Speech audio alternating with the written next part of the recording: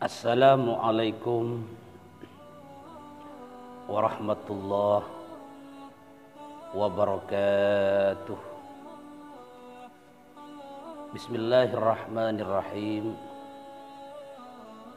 Alhamdulillah nahmadullaha wa nasta'inuh wa na'udzu billahi min sururi anfusina wa min sayyiati a'malina. May yahdihillahu fala mudilla lahu wa may yudlilhu fala hadiya lahu.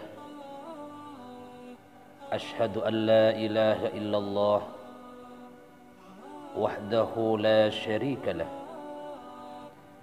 Arsala rasulahu bil huda wa dinil haqq liyudhhirahu 'ala ad-dini kullih wa kafa billahi syahida. Rabbi shrah li sadri wa yassir li amri wahlul 'uqdatam min lisani yafqahu qawli. Subhanaka la ilma lana illa ma 'allamtana innaka antal alimul hakim. Saudara-saudara, kaum muslimin, kaum muslimat yang dirahmati Allah, pendukung dan pecinta channel kami yang berbahagia, alhamdulillah kita bersyukur kepada Allah Subhanahu wa taala atas segala limpahan nikmat yang telah diberikan kepada kita sekalian. Mudah-mudahan kita semuanya dalam lindungan Allah Subhanahu wa taala. Selawat dan salam mudah-mudahan selalu tercurahkan kepada baginda Rasulullah Muhammad sallallahu alaihi wasallam.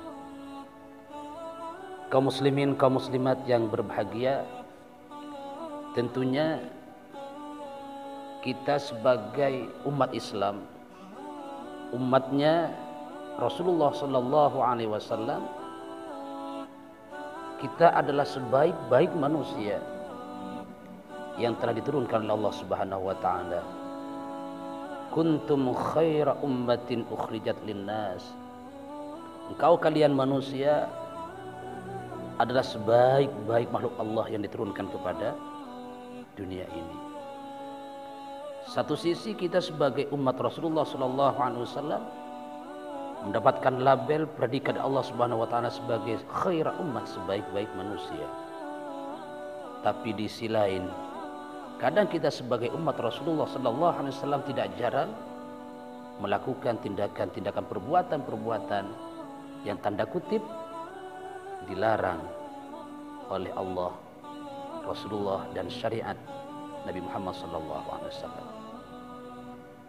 Kaum muslimin, kaum muslimat yang dirahmati Allah Subhanahu wa taala, tentunya segala amal ibadah yang dilakukan oleh manusia, manfaatnya, barokahnya akan kembali kepada hamba tersebut, tidak akan kembali kepada Allah Subhanahu wa taala.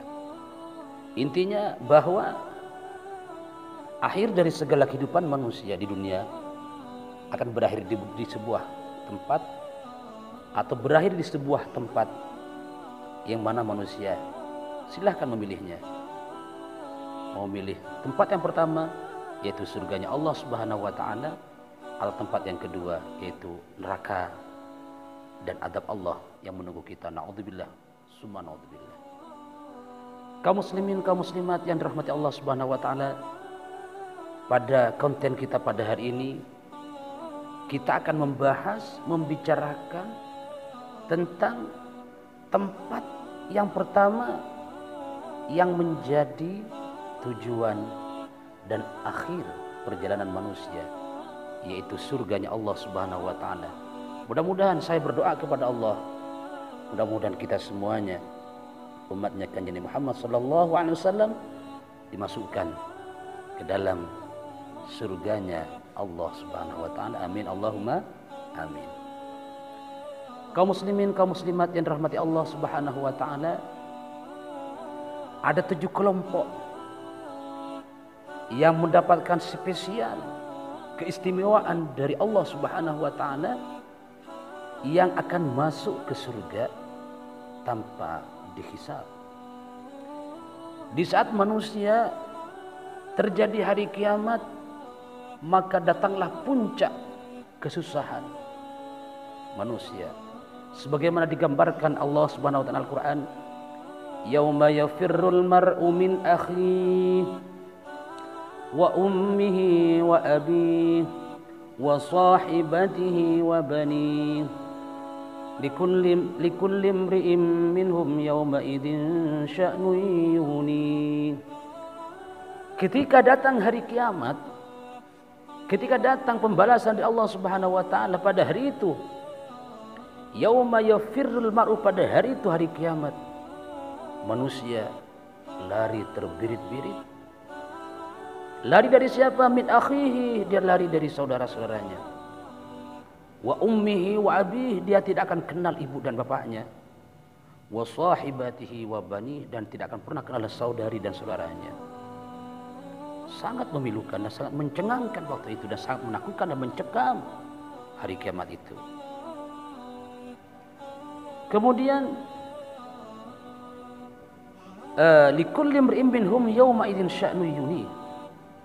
Pada hari itu manusia akan sibuk dengan urusan masing-masing.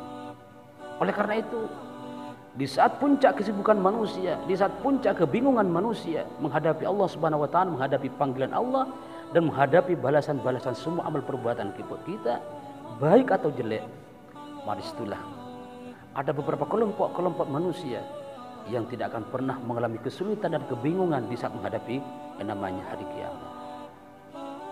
7 kelompok itu adalah mereka-mereka yang akan mendapatkan naungan langsung dari Allah Subhanahu wa taala, yang pada hari itu, di hari kiamat, di mahsyar, subhanallah, tempat manusia berkumpul dari Nabi Adam, dari umatnya Nabi Adam ke semuanya sampai umatnya di Muhammad sallallahu alaihi wasallam, dan dikumpulkan oleh Allah di sebuah tempat yang namanya mahsyar, di mana pada saat itu manusia ini puncak kebingungan, puncak ketakutan yang mencekam, karena pada hari itu matahari yang begitu terik panasnya di atas kepala kita 1 jengkal, luar biasa. Bayangkan 1 jengkal di atas kepala, bayangkan betapa panasnya. Sekarang kita di alam dunia ketika musim kemarau, matahari di atas berapa miliar kilo jauhnya dari bumi. Bumi masih dilapisi atmosfer oleh Allah Subhanahu wa taala dengan lapisan ozon. Ketika siang hari begitu panas luar biasa. Bayangkan nanti ketika hari kiamat, betapa mencengangkan, betapa sangat menakutkan waktu itu. Maka disitulah ada 7 kelompok manusia yang akan masuk ke surga, yang tanpa dihisab oleh Allah. Mereka mendapatkan naungan Allah Subhanahu wa taala, perlindungan Allah, yang pada hari itu tidak naungan kecuali naungan Allah Subhanahu wa taala. Dalam sebuah hadis Rasulullah sallallahu alaihi wasallam dari Nabi sallallahu alaihi wasallam, dari Nabi Muhammad sallallahu alaihi wasallam, qala, dan beliau dawuh, sab'atun yudilluhumullahu yaumal qiyamati la dhillah illa dhilluhu. Pada hari kiamat nanti ada 7 kelompok yang akan diberi naungan oleh Allah Subhanahu wa taala, yang akan mendapatkan perlindungan dari Allah Subhanahu wa taala, yang mana pada hari itu tidak ada naungan kecuali naungan Allah Subhanahu wa taala. Mudah-mudahan kita masuk salah satu dari yang 7 itu. Amin Allahumma amin. Lebih-lebih para sahabati semuanya yang sering dan mencintai dakwah Islam, mudah-mudahan mendapatkan salah satu dari yang 7 itu. Yang pertama adalah imamun adil. Pertama, orang yang akan mendapatkan perlindungan Allah Subhanahu wa taala besok di hari kiamat, ketika puncak kebingungan manusia, puncak kesusahan manusia, pemimpin yang adil. Mereka masuk ke surga tanpa kenal ke neraka. Alhamdulillah, begitu indahnya.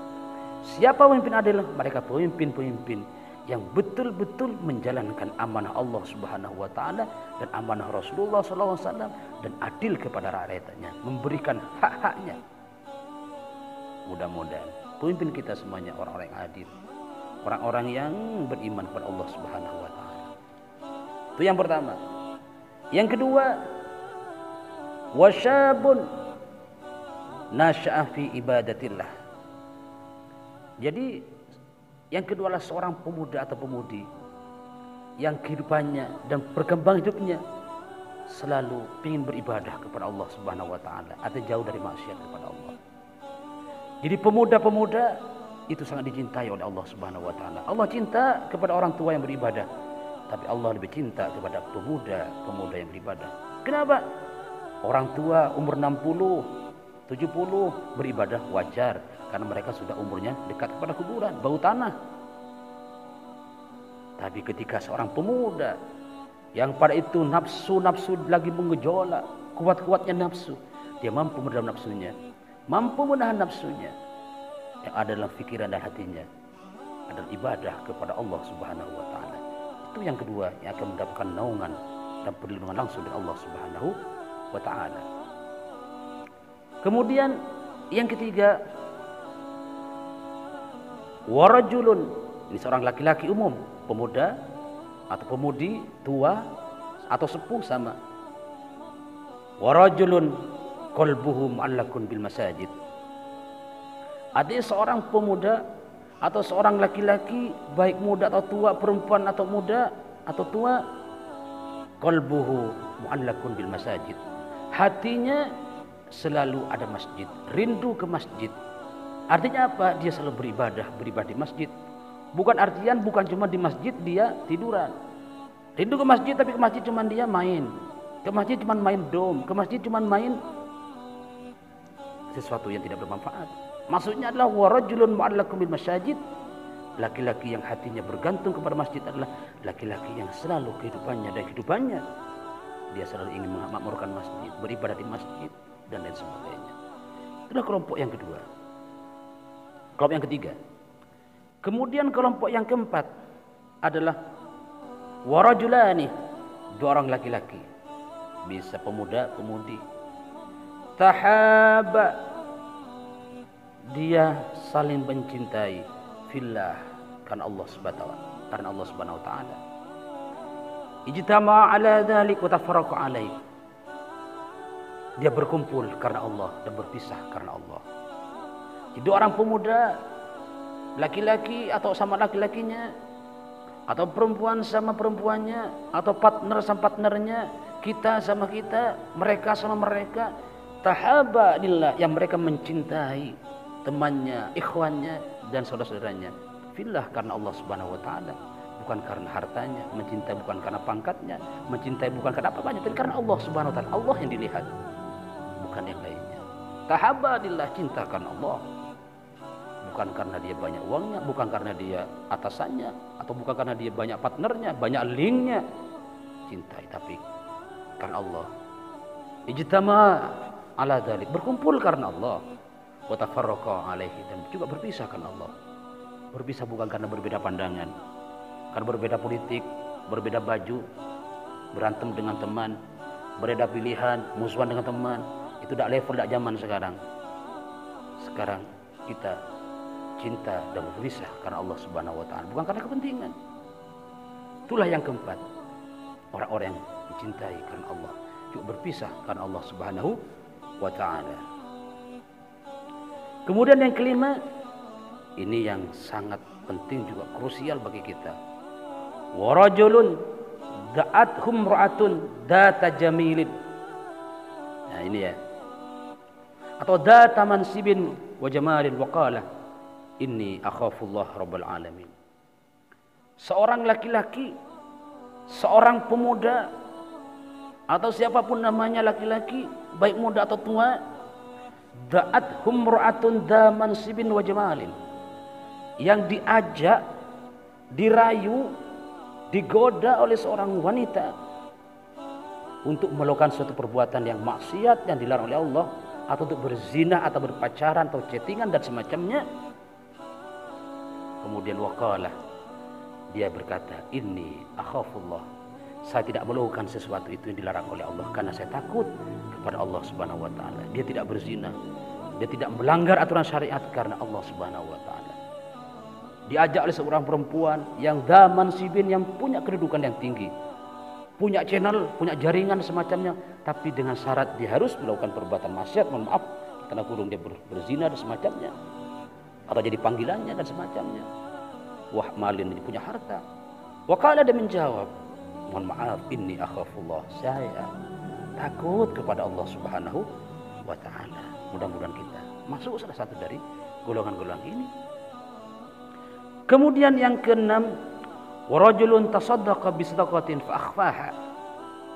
Seorang laki-laki yang bersedekah. Di sini hadisnya selalu berbunyi rajulun. Itu menyakup laki-laki dan perempuan.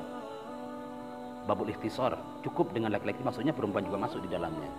Wa rajulun wa tasaddaqa fa akhfaha. Yang keenam, seorang laki-laki yang bersedekah tapi dia menyembunyikan sedekahnya, tidak pingin disanjung, tidak pingin nama baik, tidak pingin karena menaikkan prestise dan semacamnya. Karena Allah. Sekarang banyak orang bersedekah karena banyak kepentingan, bersedekah karena pingin dukungan, bersedekah karena pingin pengaruh dan semacamnya. Banyak dermawan dadakan ketika banyak pil-pil dan semacamnya. Kaum muslimin, kaum muslimat yang dirahmati Allah Subhanahu wa taala. Jadi dia bersedekah, beramal fillah kan Allah Subhanahu wa taala. Kemudian hatta dalam hadis la ta'lam mashimaluha ma tunfiqu yaminuha. Jadi rajulun yang bersedekah Allah, kemudian dia menyamarkan sehingga orang yang menerima itu, yang menerima sedekahnya tidak tahu siapa yang berikan. Cukup Allah Subhanahu wa taala yang mengetahuinya. Bukan dipamerkan, bukan dipublish dan semacamnya, bukan ditulis saya mau beramal, tapi dengan syarat ditulis, diperbesar nominalnya biar tahu bahwa saya itu orang dermawan, orang terkaya, orang terlanjur baik. Itu bukan karena Allah Subhanahu wa taala, tapi menyamarkan, menyembunyikan, cukup Allah yang tahu. Tidak penting popularitas, tidak penting nama, yang penting Allah Subhanahu wa taala yang tahu. Kemudian yang terakhir adalah warajulun dzakarallaha khalian fafadat ainahu. Seorang laki-laki atau seorang perempuan atau siapapun namanya, dzakarallaha, yang selalu berzikir kepada Allah Subhanahu wa taala khalian, di waktu sepi, di waktu malam, fafadat ainahu, sehingga mengalir air matanya karena merenungi dosa-dosa kita, kemudian menyesali perbuatan-perbuatan kita yang dilakukan pada masa dahulu, sehingga tetesan air matanya karena fafadat ainahu, karena menangis karena Allah, maka akan menjadi pengampunan dirinya dari Allah Subhanahu wa taala. Kaum muslimin, kaum muslimat yang dirahmati Allah, demikian kajian kita, pengajian kita pada hari ini tentang 7 kelompok yang mendapatkan door prize, hadiah langsung dari Allah, surganya tanpa dihisab. Mudah-mudahan kita masuk salah satunya. Amin Allahumma amin. Terima kasih. Mohon maaf atas segala kekurangan. Hadanallahu wa iyyakum ajmain. Wallahu muwaffiq ila aqwamit thoriq. Assalamualaikum warahmatullahi wabarakatuh.